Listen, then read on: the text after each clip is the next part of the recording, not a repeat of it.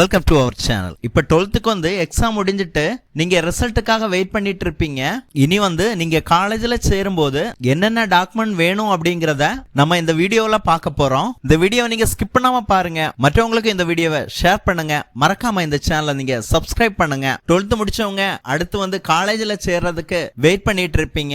இனி காலேஜ்ல நீங்க சேர்றதுக்கு அட்மிஷன் ஆன்லைன் வழியாக தான் நடக்க போகுது, ஆஃப்லைன் கிடையாது.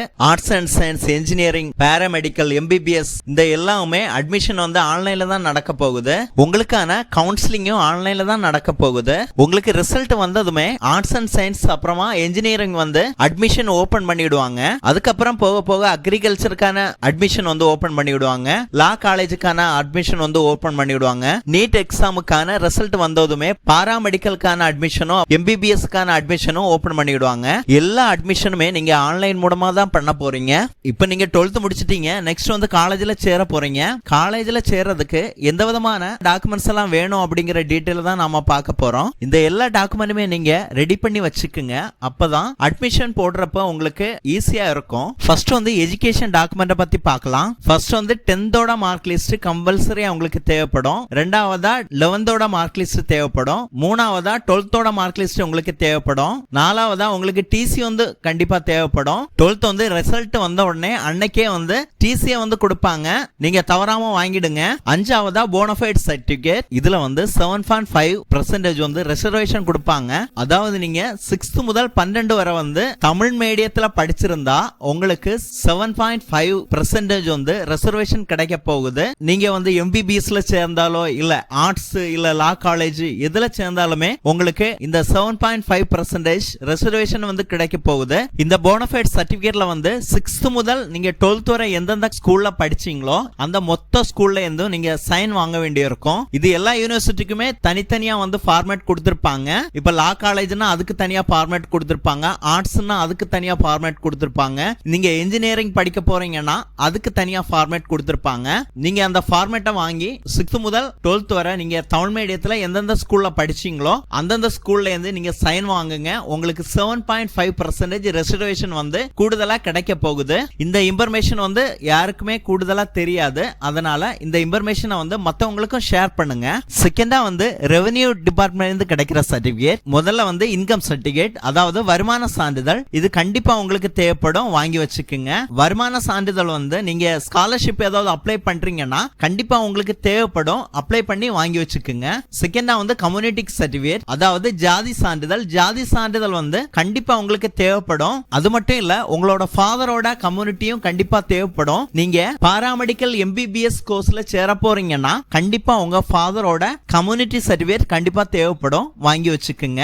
நேட்டிவ் சர்டிபிகேட், இருப்பிட சான்றிதழ், இது கண்டிப்பா தேவைப்படும் உங்களுக்கு. இல்லாதவங்க இ சேவை மையத்துல போய் அப்ளை பண்ணி வாங்கி வச்சுக்குங்க. இல்லனா நீங்களா கூட அப்ளை பண்ணலாம் இந்த சர்டிபிகேட் எல்லாம். ஓபிசி சர்டிபிகேட், இந்த சர்டிபிகேட் எஸ்சி எஸ்டி பிரிவினருக்கு கண்டிப்பா தேவைப்படாது, மற்ற பிரிவினருக்கு தேவைப்படும், நீங்க வாங்கி வச்சுக்குங்க.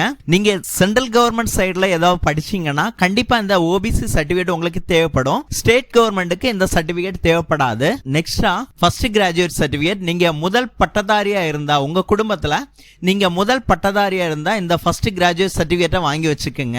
இது நீங்க கவுன்சிலிங் போகும்போது உங்களுக்கு கண்டிப்பா தேவைப்படும். நீங்க கவுன்சிலிங் வழியா காலேஜ்ல சேர போறீங்கன்னா உங்களுக்கு இந்த ஃபர்ஸ்ட் கிராஜுவேட் சர்டிபிகேட் கண்டிப்பா தேவைப்படும். ஏன்னா உங்களுக்கு ஃபீஸ் சலுகைகள் கிடைக்கும். அதாவது ஆர்ட்ஸ் சைடுல நீங்க படிக்க போறீங்கன்னா உங்களுக்கு 30,000 முதல் 50,000 வரை ஃபீஸ் டிஸ்கவுண்ட் ஆயிடும். அதுவே நீங்க பாராமெடிக்கல் எம்பிபிஎஸ் சைடுல நீங்க போறீங்கன்னா 1,00,000 வரை உங்களுக்கு ஃபீஸ் டிஸ்கவுண்ட் ஆகிறதுக்கு சான்ஸ் இருக்கு. அதனால இந்த சர்டிபிகேட்டை கண்டிப்பா வாங்கி வச்சுக்குங்க. இதுக்கப்புறம் ஐடென்டிட்டி ப்ரூஃப் டாக்குமெண்ட் கேட்பாங்க. முதல்ல ஆதார் கார்டு. ஆதார் கார்டு ரொம்ப இம்பார்ட்டன்ட். உங்களுக்கு எல்லா அட்மிஷனுக்குமே ஆதார் கார்டு கண்டிப்பா கேட்பாங்க. Second ration card. Ration card ஒரு சில அட்மிஷனுக்கு கேட்கறாங்க, நீங்க கொடுக்க வேண்டிய இருக்கும்.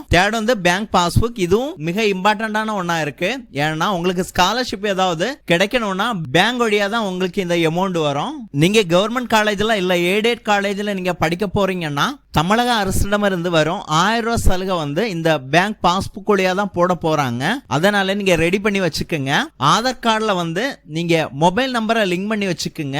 இதை தவிர உங்களுக்கு என்னெல்லாம் டாக்குமெண்ட் தேவைப்படும்னா, அட்மிஷன் போற டைம்ல போட்டோ தேவைப்படும். ஒரு 25 போட்டோ நீங்க ரெடி பண்ணி வச்சு வச்சுக்கோங்க எக்ஸ்ட்ராவா. ரெண்டாவது வந்து உங்க சிக்னேச்சர் தேவைப்படும். ஒரு ஒயிட் கலர் பேப்பர்ல நீங்க சிக்னேச்சர் போட்டு வச்சுக்கோங்க.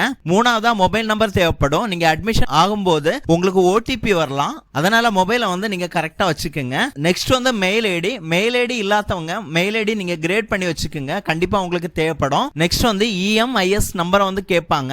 நீங்க கவர்மெண்ட் ஸ்கூல்ல படிச்சிருந்தாலும் சரி இல்ல பிரைவேட் ஸ்கூல்ல படிச்சிருந்தாலும் சரி உங்களுக்கு EMIS நம்பரை வந்து கண்டிப்பா ப்ரொவைட் பண்ணியிருப்பாங்க. இவ்வளவுதான் ஃப்ரெண்ட்ஸ் கூடுதலான இன்ஃபர்மேஷன். உங்களுக்கு அட்மிஷன் டைம்ல என்னெல்லாம் தேவைப்படும்ங்கிற முழு விவரம் இதுல இருக்கு, நீங்க செக் பண்ணி பார்த்துக்கோங்க. மீண்டும் அடுத்த தகவல்களுடன் நான் உங்கள் விக்டர்.